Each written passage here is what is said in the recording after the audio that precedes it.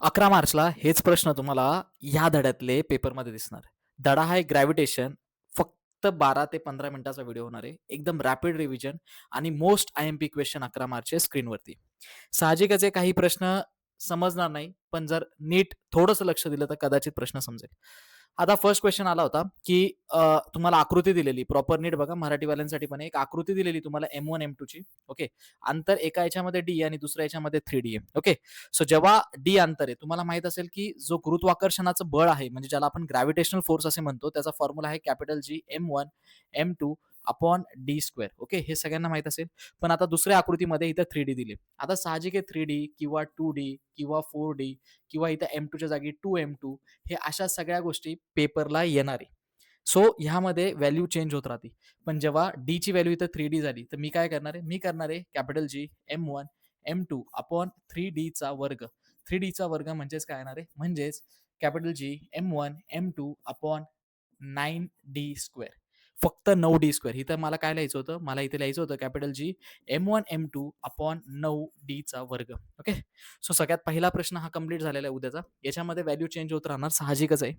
Next a metal ball mass 5 kg falls from a height of 490 metre. Okay. 490 metre इथे properly चौकटीमध्ये मी properly भरून दिले. 9D square March 2019 ला आलेला आहे आणि साहजिक आहे की 2026 ला हा प्रश्न तुम्हाला प्रॉपरली दिसेल. 5 किलो वस्तुमानाचा प्रश्न घेतोय मी आता. हा तुम्हाला बऱ्यापैकी V इक्वल्स टू U अधिक AT ह्या समीकरणाने सुटेल. ओके. दुसरं समीकरण तुमच्याकडे जे वापरू शकता तुम्ही ते आहे V बरोबर 2AS. त्यानंतर अजून एक सूत्र आहे ते आहे UT बरोबर हाफ AT स्क्वेअर. सो हे समीकरण तुम्ही वापरू शकता.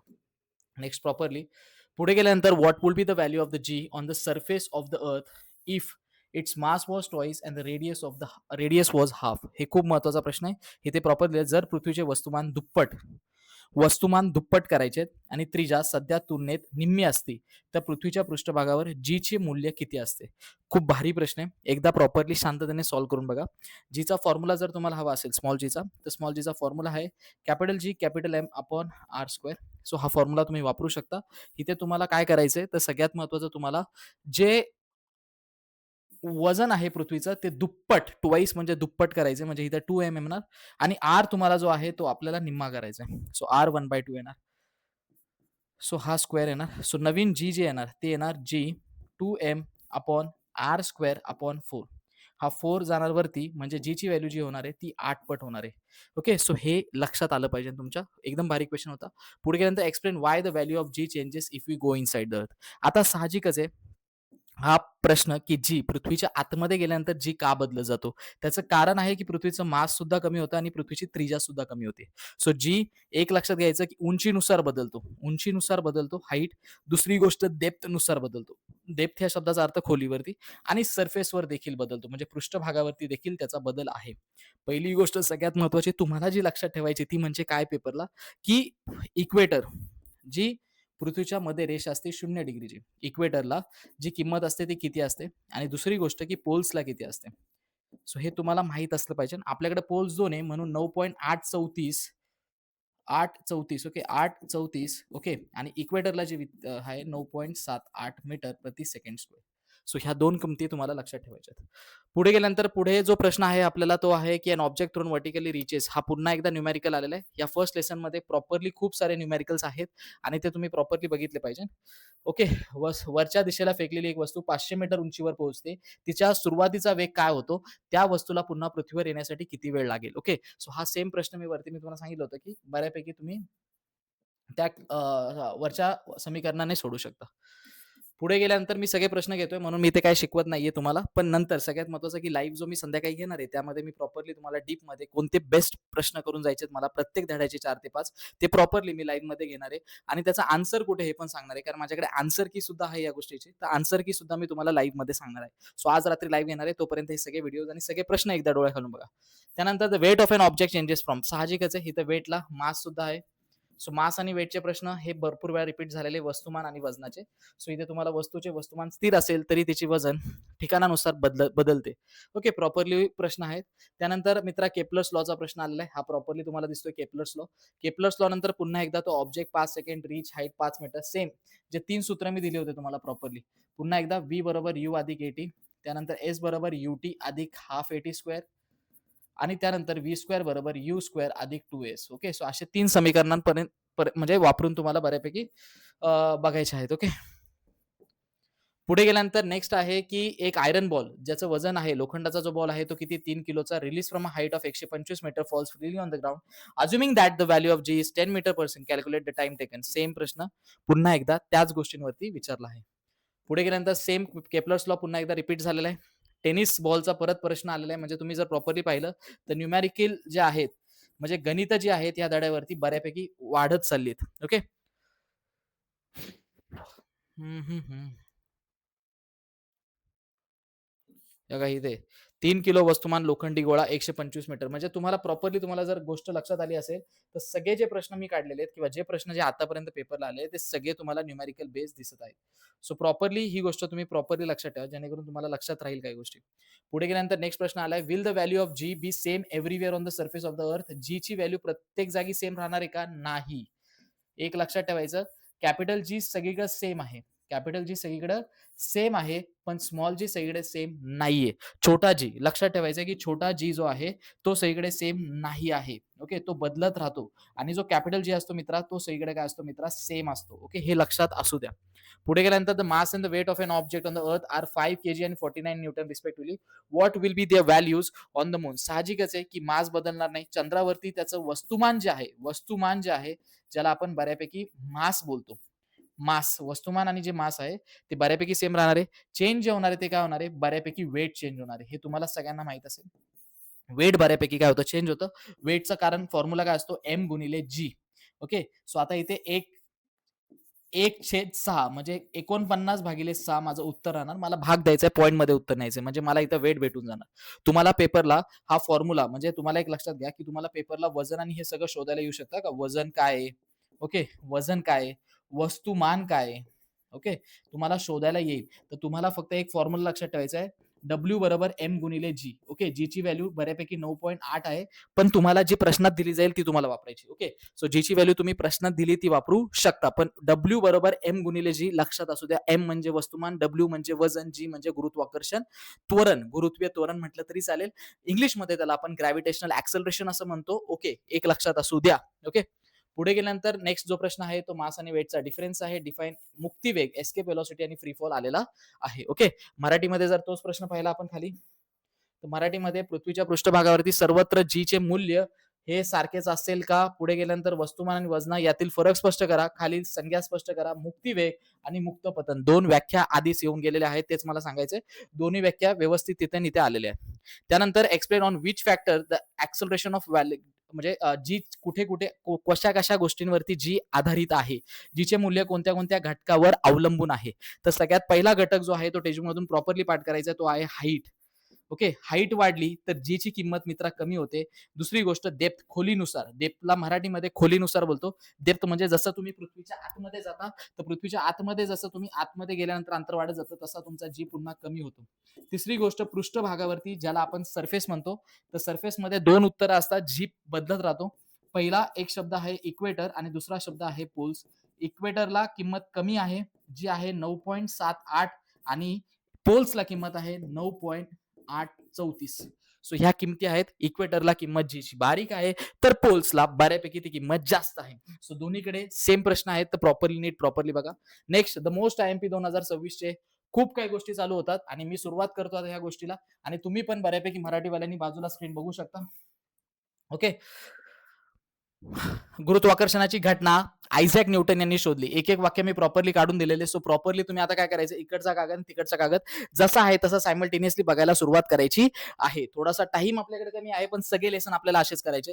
The phenomena of gravitation was discovered by, कोणी शोधला होता गुरुत्वाकर्षण? तर गुरुत्वाकर्षण शोधलं होतं सर आयझॅक न्यूटनने. Amount of the matter present in the object, सगळ्यात महत्वाचं इथं मॅटरवरती वस्तूतील द्रव्याचा जेव्हा शब्द येईल तेव्हा वस्तुमान आणि इंग्लिशमध्ये जेव्हा मॅटर येईल तेव्हा लक्षात ठेवायचं की मॅटर मास बरोबर आहे. आणि जर बळ आला फोर्स तर तो तुमच्या वेट बरोबर आहे.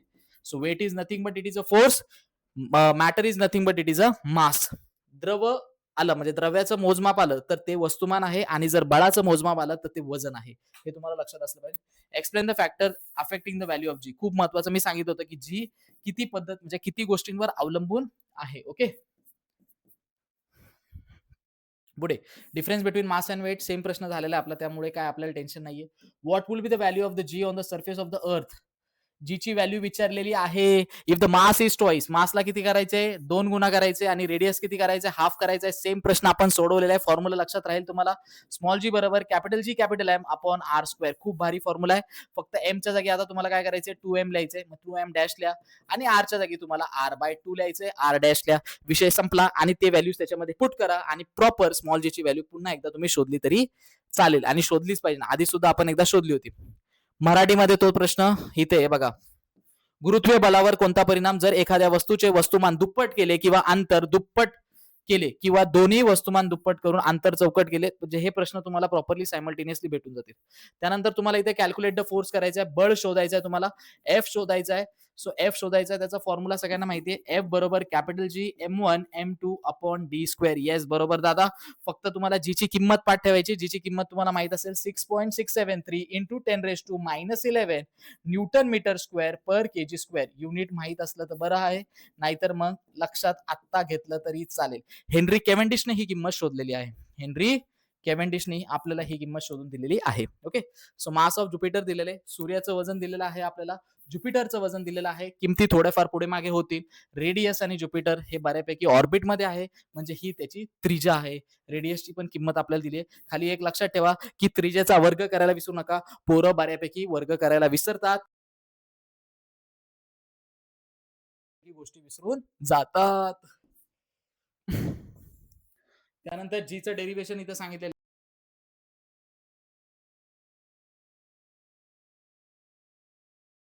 तुम्हाला शोधता आली पाहिजे. एक लक्षात घ्या. ओके. खूप महत्वाचं आहे. सो बऱ्यापैकी एक लक्षात घ्या की तुम्हाला जी म्हणजे स्मॉल जी असतो तो स्मॉल जी ची व्हॅल्यू तुम्हाला सांगता आली पाहिजे काही करून. दुसरी गोष्ट ती काढता सुद्धा आली पाहिजे.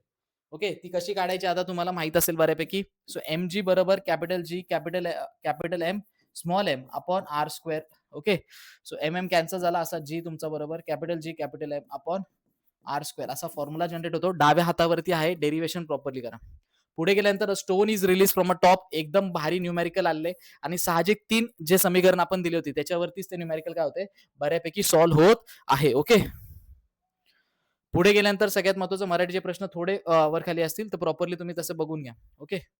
What happens to the gravitational force between two object. खूप महत्वाचा आयएमपी प्रश्न आहे. ओके. ग्रॅव्हिटेशनल फोर्सला काय होतं, mass of one object is double.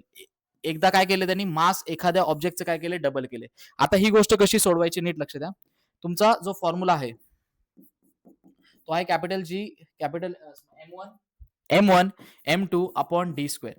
ते काय म्हणतात ते की आता सगळ्यात महत्वाचं, मी एखाद्या ऑब्जेक्टचा मास डबल केला म्हणजे काय केला, जी M1 समजा 2 × M2 केला. सो अपॉन काय झाला, डी स्क्वेअर. मग एफ इक्वल्स टू काय झाला, 2 GM1 M2 upon D square. म्हणजे साहजिकच आहे की दुप्पट झाला फोर्स. हे तुम्हाला लिहायचंय की इथे सुद्धा फोर्स काय झाला, फोर्स डबल झाला आहे. फोर्स डबल झाला आहे हे लिहायचं आपल्याला. The distance between the object is double. Distance double झाल्यावरती काय होणार आहे, कमी होणार आहे. डिस्टन्स जर वाढला तर तुमचा फोर्स जो आहे तो काय होणार आहे, डिक्रीज होणार आहे. किती फॅक्टरने, 4ने. कारण 2चा वर्ग इथे गेल्यानंतर काय होणार आहे, 4. म्हणजे तो डिक्रीज झाला कितीने, 4 फॅक्टरने डिक्रीज झालेला आहे. The mass of the both objects are double and distance of the between the object is quadrupled. म्हणजे डिस्टन्स चौपट झालाय आणि मास डबल झालाय. म्हणजे बऱ्यापैकी तेच की चौपटने तो डिक्रीज झालाय. याचा आन्सर आणि याचा आन्सर बऱ्यापैकी सेम आहे. सो हा एक प्रॉपर प्रश्न आहे जो बऱ्यापैकी मुलांनी केला पाहिजे. ओके. आणि तो करावा आणि प्रॉपरली तो समजून घेणं फार म्हणजे कॅल्क्युलेट करून समजून घेणं फार गरजेचं आहे. हा सेम प्रश्न आपला झालाय 3D वाला. 3Dच्या जागी इथे थोडेसे अंक बदलतील किंवा तुमचे अंक इथं पण बदलू शकतात. इथं एमच्या जागी 2M2 पण येऊ शकतं किंवा 3M2 पण येऊ शकतं किंवा इथं 2M येऊ शकतं किंवा 3M1 येऊ शकतं. 3Dच्या जागी 2D येऊ शकतं, 4D येऊ शकतं, 5D येऊ शकतं. ह्या व्हॅल्यूज बऱ्यापैकी चेंज होत राहतात. याचं काही संभावना जी आहे ती काही असू शकते. ओके. पुढे गेल्यानंतर ट्रू आणि फोल्स आलंय. मी तुम्हाला सांगितलं होतं the weight of the body is minimum at the poles. साहजिकच आहे की पोल्सला तुम्हाला सांगितलं होतं जी जर मॅक्सिमम आहे तर डब्ल्यू पण काय असणार आहे, मॅक्सिमम. आणि जर जी कमी असेल तर डब्ल्यू सुद्धा काय असणार आहे, कमी असणार आहे. ओके. सो हे उत्तर चुकलेलं आहे इथं. ओके. हे लक्षात असू द्या. What would be the value of g on the surface of the earth if the mass was twice and large and its radius half. साहजिकच आहे, पुन्हा एकदा ती value of G same question आला. Give reason the weight of the body is different. Weight बदलत राहतं. तुम्हाला सांगितलं m गुणिले g आहे. g बदलला जी बदलत राहतो, चेंज होत राहतो, चेंज होत राहतो, चेंज होत राहतो. याचा अर्थ सिंपल आहे की तुमचा डब्ल्यू सुद्धा चेंज होणार आहे. ओके. पुढे गेल्यानंतर सेम क्वेश्चन आलाय. Newton's universal law of gravitation, वैश्विक न्यूटनचा वैश्विक नियम सुद्धा आलेला आहे, जो वरती आपला इथं गेलाय, वरती गेला होता. ओके. पुढे गेल्यानंतर the distance between the two bodies is tripled. झालं, इथं ट्रिपल्ड केलाय. डिस्टन्स किती केलाय? 3 पट केलाय. 3D झालाय. How will we the gravitational force वरती सॉल्व्ह केलाय. What will happen to the gravitational force if the mass of the one object is double. साहजिकच आहे, पुन्हा एकदा ते म्हणतात की याला मासला डबल करा. ओके. असे प्रश्न खूप वेळा येऊन गेलेत आणि येत राहणार आहे ते. ओके. हा खूप भारी युनिक प्रश्न आपल्याला. Two spheres of uniform density have a masses of 10 kg आणि 40 kg. The distance between the centres of the sphere is 200 metre. Find the gravitational force between them. तोच फॉर्म्युला आहे आपला. Capital G M1 M2 upon D square. त्यांचं अंतर दिलेलं आहे, त्यांचं वजन दिलेलं आहे, जीची किंमत तुमची पाठ आहे, तुम्ही डायरेक्टली फॉर्म्युला टाकून सोडू शकता. In the following figure and orbit, इथे हे दिलंय, केपलरचा लॉ दिलाय. त्या केपलरच्या लॉ वरून आपल्याला बऱ्यापैकी प्रश्न दिलेला आहे. Which law do you understand from the about description. साहजिक एरियाचा आहे, सेकंड लॉ आहे. राईट द लॉ, तो लॉ लिहायचा आहे. Write the law, T square is directly proportional to R cube in your words. इथं वरतीच एकदा वरती इथे वरती तुमचा प्रॉपरली तो गेलेला आहे. हा केपलरच्या लॉच्या संबंधित आलेला प्रश्न आहे. ओके. सो इथे याला आपण बऱ्यापैकी काय म्हणतो, इनवर्स स्क्वेअर लॉ. म्हणजे हा जो आहे हा आहे inverse square law. Inverse square law म्हणतो, पण त्यांनी त्याचं समीकरण म्हणजेच इक्वेशन दिले, इक्वेशन दिलेले. ओके. पुढे गेल्यानंतर आता सगळ्यात महत्वाचं, पुढे जाऊया. नेक्स्ट क्वेश्चन जो कोणता आहे तो बघूया. Has we go about the earth surface the value of G. साहजिकच आहे, वरती गेलो आपण, पृथ्वीपासून लांब चाललोय, पृथ्वीपासून लांब चाललोय, तर साहजिक आहे जी काय होणार आहे, कमी होणार. मी तुम्हाला दोन्ही गोष्टी सांगतोय, तुम्ही वरती जा किंवा तुम्ही खाली या, तुम्ही वरती जा किंवा तुम्ही खाली या, जी कमी होतोच, जी कमी होणारच आहे. तुम्ही वर हाईटला जावा, above the sky, above the earth surface जावा किंवा तुम्ही बिलो द अर्थ सरफेस जावा, जी दोन्ही टाइमाला डिक्रीज होतो. कन्फ्युजन मध्ये राहू नका, एक्झाम हॉलमध्ये याचं त्याचं आन्सर बघून लिहू नका. पुढे, if the angle of incidence is i, prove that. Okay, हा क्वेश्चन इथला नाहीये. Okay. SI unit of acceleration due to gravity. Small जीचं त्यांनी एकक विचारलेलं आहे. स्मॉल जीचं एकक आहे मीटर प्रति सेकंड स्क्वेअर. खूप महत्वाचं आहे. Mass and weight have the same value on the earth and the moon. No. Yes, बरोबर आहे. हे फॉल्स आहे, हे चुकीचं आहे. मास आणि वेटची व्हॅल्यू चेंज होते. केपलर्स लॉ, फर्स्ट लॉ आणि सेकंड लॉ विचारलेला आहे, पण एक लक्षात घ्या, थर्ड लॉ पण तुमच्या डोक्यात असला पाहिजे, नाही तर तुम्ही बिनकामाचा थर्ड लॉ लिहिणार नाही. ओके. थर्ड लॉ तर नीट करा, कारण त्याच्यावरती आधीच प्रश्न येऊन गेलेला आहे. सेम न्यूमेरिकल वरती आहे तसं. त्यानंतर जी 10 मीटर प्रति स्क्वेअर आहे. The velocity of free falling body after 3 second is, numerical विचारलेले, प्रॉपरली टाइम काढायचा आपल्याला इथं. नेक्स्ट पुढे गेल्यानंतर, the value of the G is same at all places on the earth. No. Yes, it is false. Value G ची बदलत राहते. जी आपला जो आहे छोटा जी, तो नेहमी काय होतोय, बदलत राहतो जागेनुसार, उंचीनुसार आणि खोलीनुसार. साहजिक आहे. Then the value of g at poles is greater than equator. Yes, एकदम ट्रू आहे, एकदम बरोबर वाक्य आहे की पोल्सला ते जास्त आहे आणि इक्वेटरला ते कमी आहे. And object weight 10 newton on the earth, what will the weight on the moon. साहजिकच आहे, जर इथे 10 न्यूटन आहे तर आपण काय करणार आहे, 10 ला भागिले काय करणार आहे, 6. कारण तुम्हाला माहित असेल की ते बऱ्यापैकी काय होतं, 1/6 होतं. चंद्रावरचं जेवढं पण तुम्हाला पृथ्वीवरती दिलेलं असेल, चंद्राचं विचारलं असेल, तर तुम्हाला फक्त 6 भाग द्यायचा आहे. परत एकदा काय, जर माझ्याकडे पृथ्वीचं वजन असेल, म्हणजे पृथ्वीवरचं वजन असेल आणि मला चंद्रावरचं शोधायला सांगितलं असेल, तर मला फक्त कितीने भाग द्यायचा आहे, मला फक्त 6ने भाग द्यायचा आहे. मला जास्त कष्ट घ्यायचे नाही. कितीने भाग द्यायचा आहे, ओनली 6. ओनली 6, 6ने भाग द्यायचा आहे. ओके. 6ने भाग द्या. पण दुसरी गोष्ट एक लक्षात ठेवा, की जर चंद्रावरती त्यांनी सांगितलं मून वरती 10 न्यूटन माझं वेट आहे आणि त्यांनी विचारलं अर्थ वरती किती असेल, तर एक लक्षात घ्या, याला 6ने गुणावं लागेल. ओके. सो ते आन्सर होणार 10 गुणिले 6, 60 न्यूटन.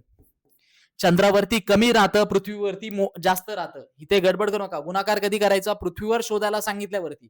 चंद्रावरती शोधायला जर सांगितलं तर भागाकार करायचा, कारण चंद्रावरती वजन बारीक आहे, पृथ्वीवरती वजन मोठं आहे. ओके. पुढे गेल्यानंतर object is drop, same numerical आहे, टाइम, वेलॉसिटी आणि हाईट शोधायला सांगतात ते. परत एकदा सेम सेम गोष्ट इथं आलेली. बॉल थ्रोन व्हर्टिकली अपवर्ड्स, वरतून खाली एखादी गोष्ट सोडणार. एक तर न्यूमेरिकल तुम्हाला काय येणार ते पण मी सांगतो, क्लिप लक्षात घ्या. तुम्हाला एक तर वरतून बॉल खाली सोडताना एक न्यूमेरिकल ना, कोणती तरी गोष्ट, कोणती तरी गोष्ट, गोष्ट कोणती पण वस्तू असेल, वस्तू घेऊ आपण, कोणती तरी वस्तू एक तर वरतून खाली सोडणार, वरतून खाली सोडणार किंवा वर फेकणार. हे तुम्हाला माहित असलं पाहिजे. वर फेकणार. IMP न्यूमॅरिकल खूप महत्वाचं आहे. अजिबात इग्नोर करू नका. किती स्पीडमध्ये व्हिडिओ बघायचा आहे बघा. नाही बघायचा नका बघू, पण ह्या गोष्टी प्रॉपरली लक्षात ठेवा. Derive the expression for the acceleration due to gravity. G शोधायला सांगितलं, येस आपण मगाशी शोधला होता आणि मी सांगितलं डाव्या हातावरती ते एक्सप्रेशन आहे. व्हॉट इज एक्सेल व्हेलॉसिटी, मुक्तिवेग काय आणि कोणत्या फॅक्टरवरती डिपेंडेंट आहे हे खूप महत्वाचं आहे. सो तुम्हाला VESC शोधायचा आहे. सो VESC काय आहे, तर VESC √2 GM/R आहे. म्हणजे तो एवढ्या सगळ्या गोष्टींवरती अवलंबून आहे, मास आणि रेडियस. वस्तुमान आणि त्रिज्येवरती तुमची मुक्तिवेग अवलंबून आहे. त्याची डेफिनेशन ते पण करा. Derive an expression for escape velocity खूप महत्वाचा प्रश्न आणि सगळ्यात महत्वाची गोष्ट की एस्केप व्हेलॉसिटी 10व्या धड्यामध्ये आहे क्रिटिकल व्हेलॉसिटी. या दोघांचं एकसाथ करा. आणि सगळ्यात महत्वाचं हे पहिल्या धड्यामध्ये हे खूप महत्वाचा प्रश्न आहे की तुम्हाला मुक्तिवेग बऱ्यापैकी शोधता आली पाहिजे. खूप महत्वाची गोष्ट आहे, मुक्तिवेग शोधता आली पाहिजे. आणि याचं उत्तर आहे आपल्या धड्याच्या शेवटच्या पानावरती, ज्या पानावरती आपला स्वाध्याय एक्सरसाइज सुरू होते. नेक्स्ट पुढे गेल्यानंतर व्हॉट इज क्रिटिकल व्हेलॉसिटी, हा चॅप्टर 10 मध्ये मी पहिला सांगितलं होतं. Mass remains constant but weight varies. This is because of G small G changes. Small G तुमची काय होते, चेंज होत राहते.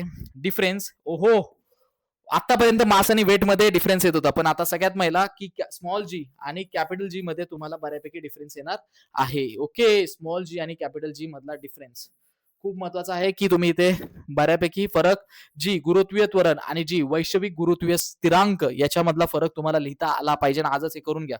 त्यानंतर पुढे गेल्यानंतर नेक्स्ट आहे एक mass is a vector quantity. तुम्हाला माहित असेल की मास हा वेक्टर क्वांटिटी नाही, मास हा स्केलर क्वांटिटी आहे. आणि सगळ्यात महत्वाचा जो वेट आहे, वेट VIGST, वेट जे आहे ते तुमचं काय आहे, बऱ्यापैकी वेक्टर क्वांटिटी आहे.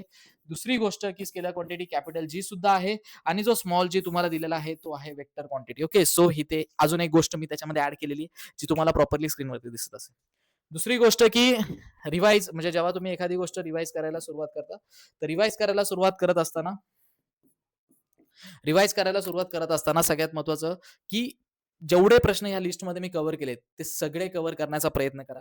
अभ्यास झाला असेल तर ह्या लेसनला पुन्हा एकदा ह्या प्रश्नांच्या स्वरूपामध्ये बघा. आणि न्यूमेरिकल जेवढे इथे आले होते, एक वर गोष्ट फेकली आहे, खाली वस्तू फेकली आहे, मास काढता, सॉरी, चंद्रावरचा मास काढता आला पाहिजे. दुसरी गोष्ट की तुम्हाला फोर्स काढता आला पाहिजे. दोन गोष्टींमध्ये हे सगळ्या गोष्टी ज्या मी आता सांगितल्या ह्या प्रॉपरली तुम्हाला आल्या पाहिजेत. स्मॉल जीचं डेरिव्हेशन, एस्केप व्हेलॉसिटीचं डेरिव्हेशन हे प्रॉपरली सोडवायला सुरुवात करा, आता वेळ न घालवता. आणि दुसरी गोष्ट, जर व्हिडिओ तुम्ही आता डायरेक्टली शेवट स्किप करून पाहिला असेल तर मधले काही खूप इम्पॉर्टंट प्रश्न तुम्हीच केलेत मित्र, एवढं मी तुला खरं सांगू शकतो. आणि त्यानंतर एक रिपोर्टचे मी छोटे छोटे शॉर्ट्स आणि सगळ्यात मोठा व्हिडिओ युट्यूबला अपलोड केलेला आहे. असेच माझे पुढचे 9 धडे सुद्धा अपलोड होतात. ते साहजिकच आहे, थोडा वेळ गॅप ठेवून मी अपलोड करतोय, पण सगळे व्हिडिओज तुम्हाला वेळेत पोहोचून जाणार आहे. सो लवकरात लवकर काय करा, हा व्हिडिओ झाल्यानंतर बाकीचे सगळे व्हिडिओज ह्याच प्लेलिस्टमध्ये युट्यूबच्या ह्याच चॅनलवरती तुम्हाला प्रॉपरली बघायला म्हणजे बघायला भेटतील. आणि तुम्ही सगळे प्रॉपरली टेक्स्टबुक घेऊन ते मार्क करू शकता, स्टार करू शकता. आणि उद्या पेपर झाल्यावरती किंवा पेपर 11 वाजता डेस्कवरती आल्यानंतर तुम्ही नक्की म्हणणार की ग्रॅव्हिटेशनचे सगळे IMP ह्या व्हिडिओमधून कव्हर झाले होते. No timepass, only question, only questions. सगळे IMP क्वेश्चन्स वरती काम करायचे. टेक्स्टबुक्स मी ओपन केल्या होत्या, पण आता सगळ्यात महत्त्वाचा वेळ नाही की आता टेक्स्टबुक्स मधून मी एवढा मोठा व्हिडिओ एका चॅप्टरसाठी बनवावा. सो नेक्स्ट टाइम थोडासा अजून कमी याच्यामध्ये आपण नक्की सगळे क्वेश्चन्स IMP मी स्क्रीनवरती घेऊन येण्याचा प्रयत्न करतो. आणि सगळ्यात महत्त्वाचं की सगळे IMP क्वेश्चन्स कमी वेळेमध्ये कंप्लीट करेल. ओके, सो भेटूया नेक्स्ट लेसन मध्ये आणि संपूया आपल्या 10 धड्यांची सिरीज जी आपण आता सुरू केलेली. हा व्हिडिओ जो पहिला आलाय त्याच्यानंतर लवकरात लवकर एक लक्षात ठेवा की बाकीचे नोटिफिकेशन ऑन ठेवा तुमचे, कारण बाकीचे नोटिफिकेशन म्हणणार आहे आणि तुम्हाला हे सगळे IMP भेटणार आहे. भेटूया 11 मार्चच्या पेपरला आणि बघूया की काय येते.